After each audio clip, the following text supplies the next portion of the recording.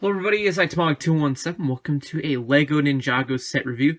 Today we'll look at set number 70723, the Thunder Raider. This is a 2014 Ninjago set. Contains 3 minifigures and retail for $29.99 USD, $39.99 Canadian, and $24.99 pounds. This does contain one of 4 collectible Techno Blades and is based on the rebooted season of Ninjago. It also contains 334 pieces. So taking a look at the side build first, we have a little Nindroid turret.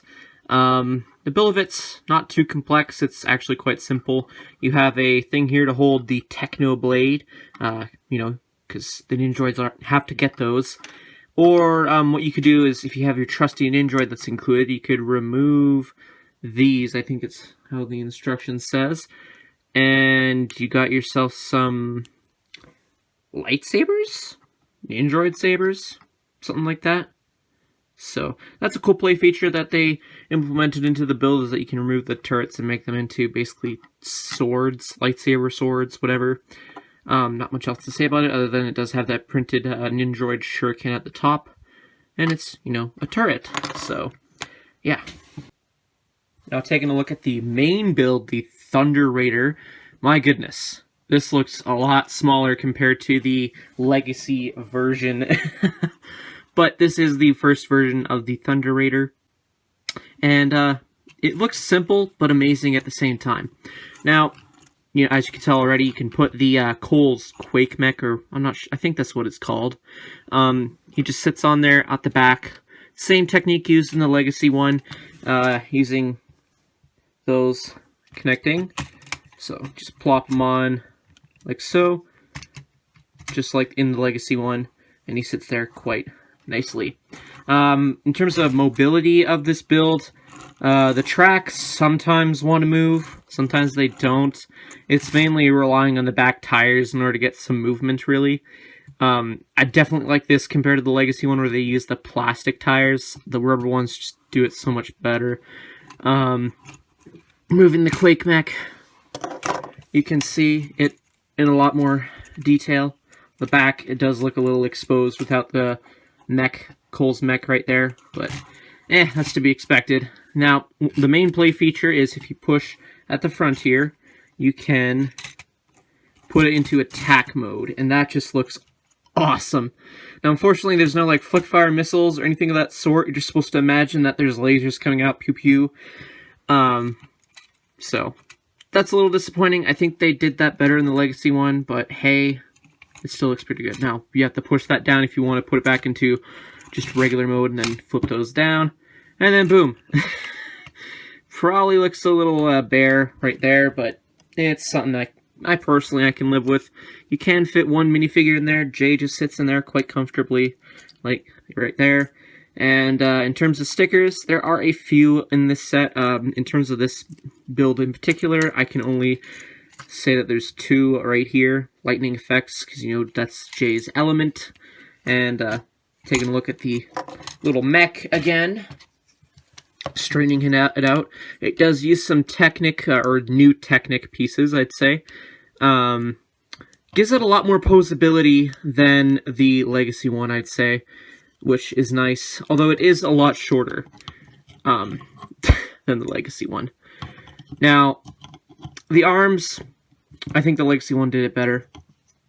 Just these arms, yeah, there's more posability, but they don't look as good.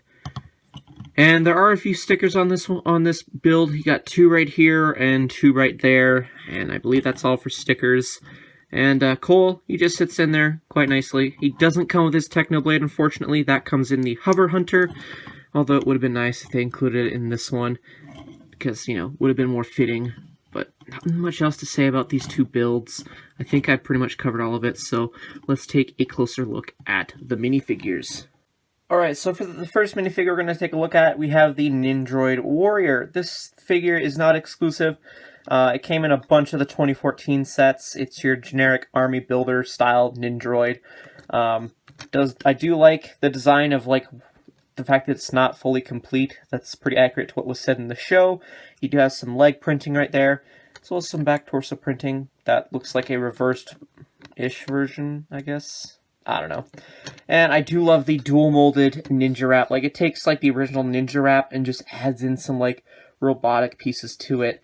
And removing that, you can see the facial print underneath. It's your typical Ninjroid face for 2014, and did have some back head printing just to show more of that exposed Ninjroid head. I already showed you guys the weapons that this Ninjroid could have, but it's just a generic build. And here we have the two ninja included in the set. You have Jay, Master of Lightning, and Cole, Master of Earth. They are in their techno robes. Cole is not exclusive to this set. He comes in the Hover Hunter. Unfortunately, this set does not give him his green techno blade. I really wish they would have included it in this set. Would have given him a weapon. But, eh. And for Jay, technically, this figure is exclusive to the set in terms of combination. The same parts are used in the Battle for Ninjago City. The only difference is it has shoulder armor, but it does come with a Technoblade as well. Now, looking at the Technoblade, that piece comes in this set, the Battle for Ninjago City, and the Green Lantern versus Sinestro set, believe it or not. So, kind of interesting how Ninjago bleeds into a little bit of every theme. Now, I'm telling you, looking at these figures, it's like a blast from the past, because these facial prints have not been used in a while. Speaking of, let's remove the ninja wraps and have a look at those facial prints. And removing those ninja wraps, you can see those nostalgic facial prints. Now, these facial prints were used quite a bit, not as much as the new ones are nowadays, but my goodness, that's a blast from the past. I think this is the first time, like this wave, that we got the ninja's hair pieces, and just I was always amazed that we finally got the hair pieces, because they didn't normally include them.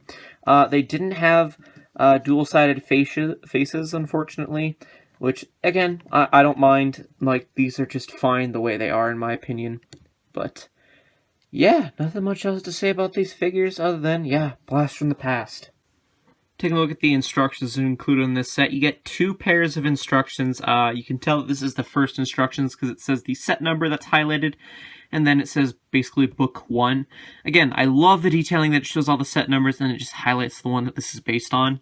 But yeah, nothing much to say about this first instruction booklet other than, you know, typical building instructions. No advertisements on this one, and surprisingly, it doesn't tell you to continue in book 2. So theoretically, I guess you could hand this booklet to a friend when you're building the set and be like, yeah, you want to build this? Here you go. But taking a look at the second booklet, you can see it shows the Thunder Raider and that little turret, and it says the set number and book number 2. So, opening that up, you can see what bags were used, and again, typical building instructions, all the way until you get to the back, where it gives a parts listing,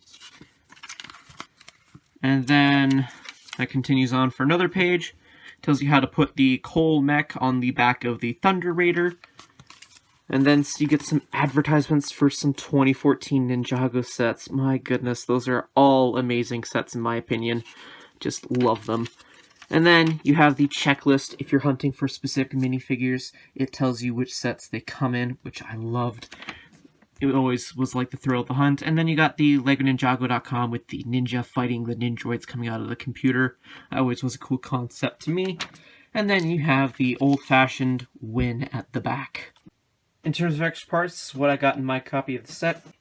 Overall, this is a nostalgic set for me personally. Although in terms of the build, it has some good aspects, but as well as it's bad, it's quite evened out, I'd say, in terms of good and bad features. But with the price point at the time, I'd say it was maybe like a few dollars overpriced, maybe. I just feel like there could have been a little bit more added to this set. The minifigures, like Cole and the Ninjroid, are technically missing traditional weapons. I don't know. It's an okay set. I definitely recommend picking it up if you're a nostalgic Ninjago fan, or if you're just trying to collect all the 2014 sets. But, I don't know. It's a iffy set, in my opinion. anyways, that's more or less my thoughts. Let me know yours in the comment section down below. If you enjoyed this video, consider leaving a like, subscribe if you're new to the channel, hit that bell notification, it'd be very much appreciated. And yeah, again, thank you very much so much for watching, and I'll see you all in a future video. Till then, see you later.